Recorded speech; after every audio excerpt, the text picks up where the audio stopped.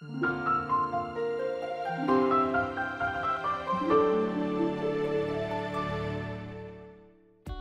do you respond to the impossible?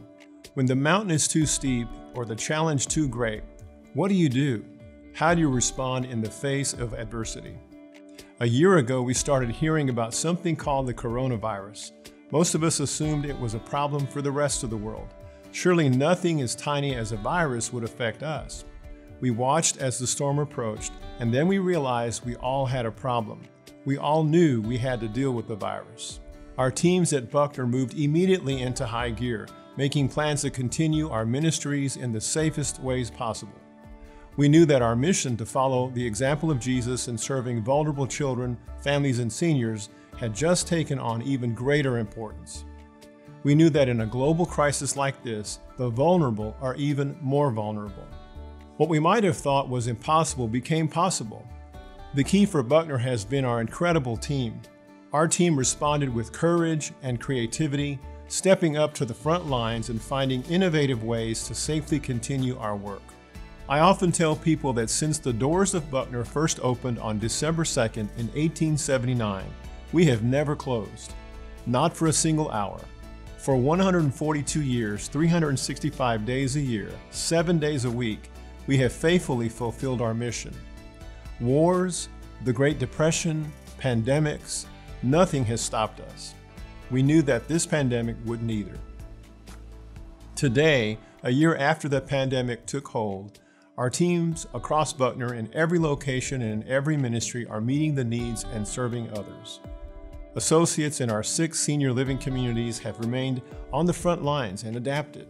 Every day, they show up at our communities and serve seniors in multiple ways. I've always admired the work they do and the way they give of themselves, but this past year, they've truly become heroes. The Buckner Children and Family Services team has discovered new ways to serve vulnerable children. To protect the ones we serve, we made the decision to launch virtual ministries, allowing us to continue working with children and families. Online classes for parents, training programs for families, and even regular virtual conversations with children put our team into the living rooms of the people we serve. We've seen increases in our engagement with families and in programs like our virtual family information meetings for potential foster parents.